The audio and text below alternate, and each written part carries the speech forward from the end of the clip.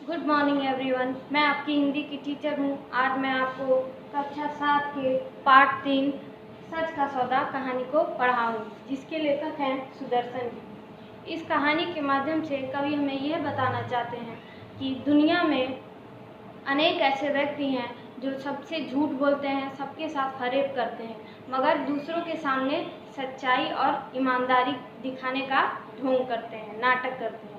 इस कहानी के माध्यम से कवि हमें एक ऐसे व्यक्ति के बारे में बताना चाहते हैं जो ऐसे ही सच्चे और ईमानदार व्यक्ति हैं और हमेशा किसी भी कठिन परिस्थितियों में भी अब हमेशा सच के रास्ते पे चलते हैं, और उस व्यक्ति का नाम है सर्वदयाल। आइए हम कहानी के बारे में जानते हैं। पंडित सर्वदयाल के पिता पंडित शंकर दत्त एक पुराने ज़माने के व्यक्ति थे।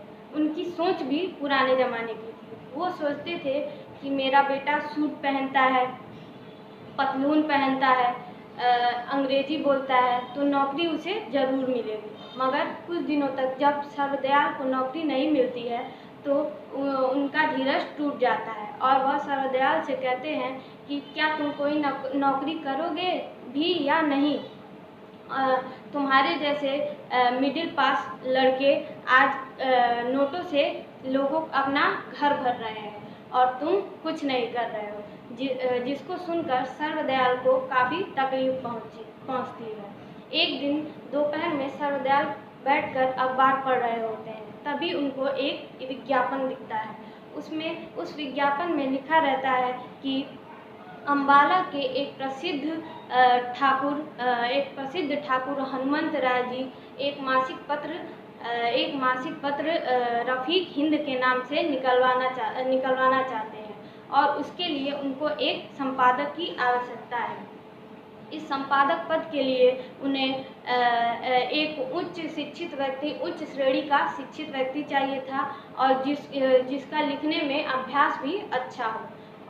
इस नौकरी के लिए वह प्रत्येक माह के लिए 500 रुपये देंगे, जिसको पढ़कर सर्वदयाल को काफ़ी खुशी हुई और उसने तुरंत एक पत्र लिखा और उसे रजिस्ट्री करा दी।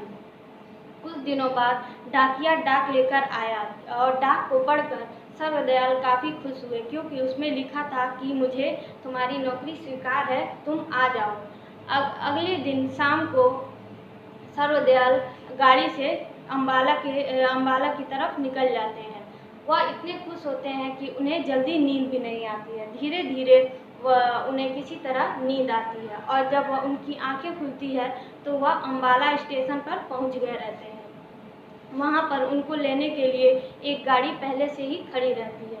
सर्वदयाल जाकर उस पर बैठ जाते हैं और वह गाड़ी उन्हें ठाकुर साहब के घर जो हनुमंत राय ठाकुर साहब हैं उनके घर के सामने ले जाकर रोक देती है।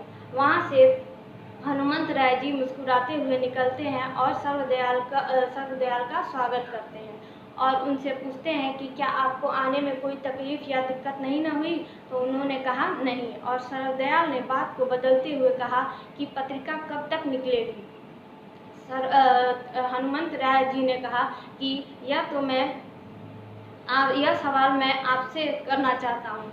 तो सर्वदयाल ने कुछ देर सोचा और बोला कि आज 15 मार्च है, रफीक हिंद का पहला अंक 1 अप्रैल को निकलेगा।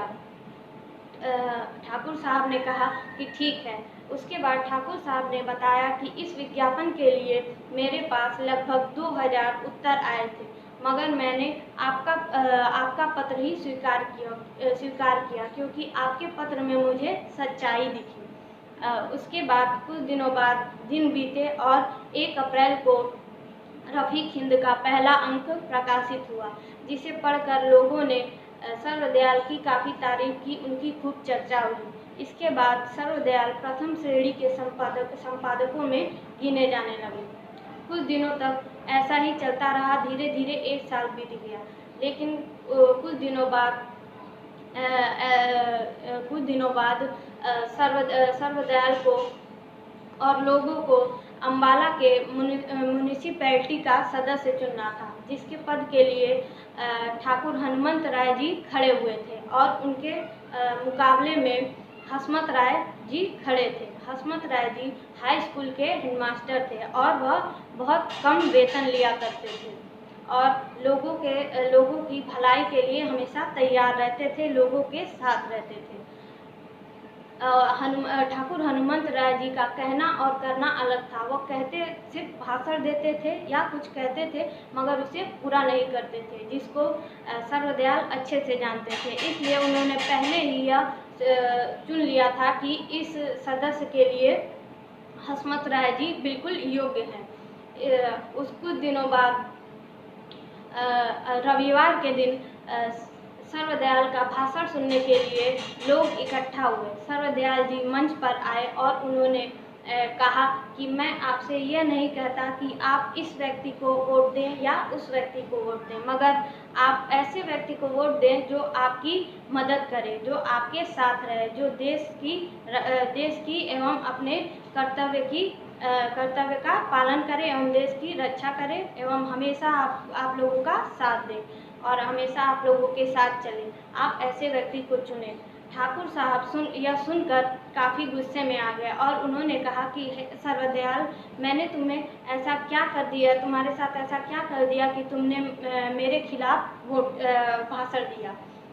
सर्वदयाल ने कहा कि मैंने आपके खिलाफ भाषण नहीं दिया, मैंने सच्चाई का साथ दिया है। ठाकुर साहब ने कहा कि यह सौदा तुम्हें काफ़ी महंगा पड़ेगा। तो सर्वदयाल ने बोला कि मैं इसके लिए कुछ भी गवा सकता हूँ, चाहे अपनी प्रतिष्ठा या नौकरी, कुछ भी।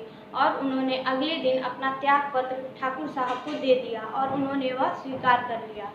जब हसमत राय ने यह समाचार सुना तो वह सर्वदयाल के पास गए और उन्होंने कहा कि आप अपना त्याग पत्र वापस ले लीजिए, मगर वह नहीं माने और उन्होंने अपना त्याग पत्र वापस नहीं लिया। कुछ दिन बीत गए और चुनाव का दिन आ गया।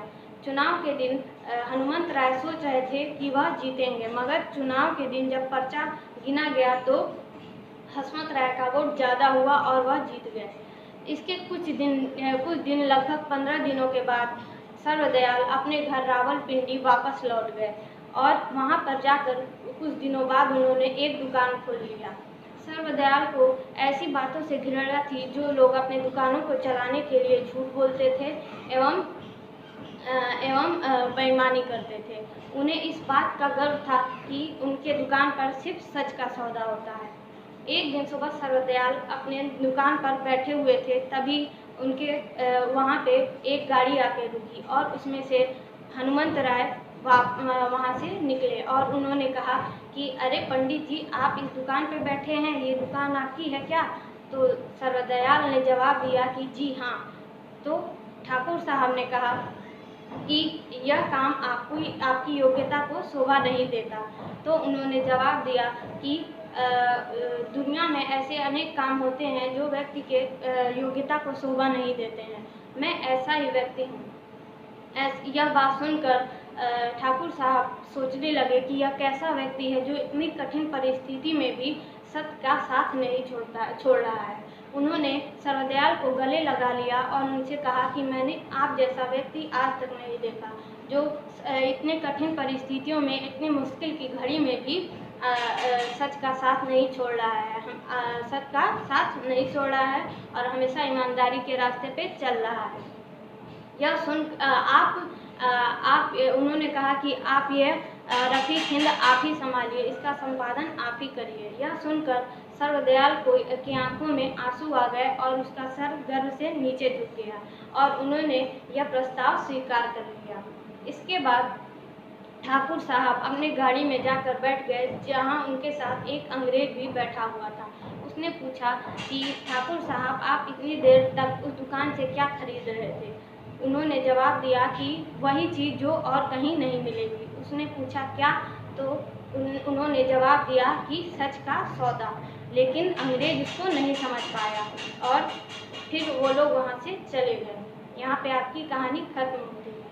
यहाँ इस कहानी से हमें क्या शिक्षा मिलती है कि हमें हमारे ज़िंदगी में कोई भी परेशानी या कठिन परिस्थिति कितनी भी आए, हमें कभी भी सच का रास्ता नहीं छोड़ना चाहिए। हमें हमेशा सच के रास्ते पे ही चलना चाहिए और अपने ईमानदारी से अपने कर्तव्य को पूरा करना चाहिए।